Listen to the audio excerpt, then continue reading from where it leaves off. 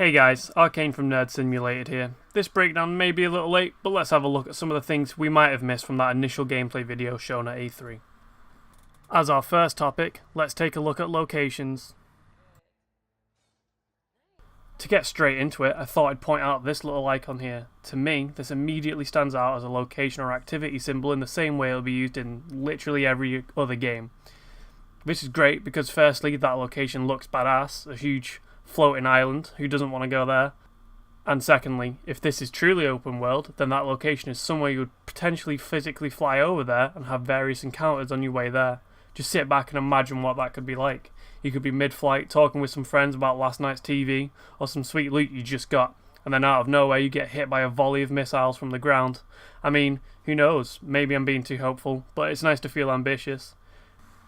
If we look again here in the background, we can see another location icon that actually only fades in once the player has initiated their flight.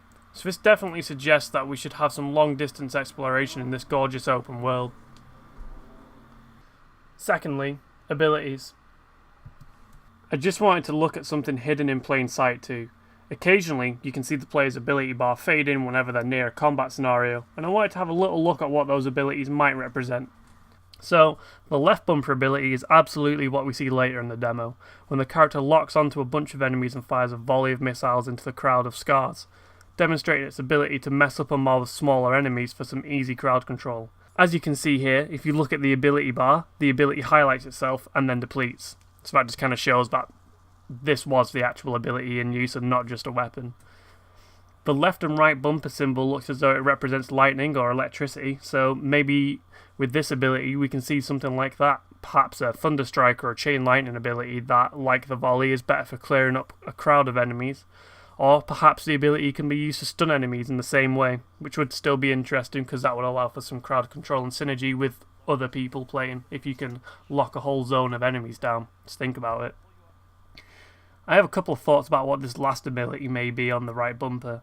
The way the ability is presented makes it look like a more concentrated and precise ability or explosive. This suggests it could be a mortar ability, like the one we see the Colossus use, but because we see the Colossus use that ability, it's probably unlikely.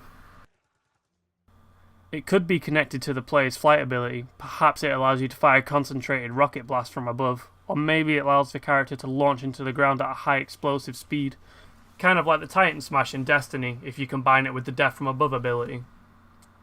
At the very end of the demo where the players are joined by their friends, we see the last player that joins in doesn't just drop into the map like the others did. This character actually teleports in an almost explosion. This is something I very briefly touched up upon in my last video about the initial impressions. It's pretty clear then that the spawn animation is determined by the type of class or javelin you decide to play as. It's interesting that such a small detail that may have initially been glossed over by people could actually tease a whole playstyle. I like to think of this as the mage class in the game from what we can see. The way the javelin holds itself in the air and moves around, and right here you can even see the same javelin pulsing with energy that moves around the javelin's frame. Before we end this video though, if we just go back a little bit to when the friends join, the UI expands and we can see all the players. What's important here is it displays these little icons next to the player. The question is, what do they represent? Are they elements that determine the type of damage that the javelins inflict? The ability Kim has looks like it would be an ice type damage, with Sandra's looking like an electricity or lightning element, which the colour of that symbol matches the colours that pulse down her javelin's frame. Another, Michelle's, kind of looks like it might represent wind or water, although it's hard to make out the symbol too well. And Paul's looks like it represents fire, which wouldn't be too surprising considering his ability to fire mortars earlier on in the demo. Anyway, that's all there is to talk about in this video. I just wanted to point out a couple of things we may have missed when we initially watched the gameplay reveal. What do you guys think? Do you think any of these ideas may be touching on some stuff, or is it too early to say? What type of javelins and classes do you want to see in the game?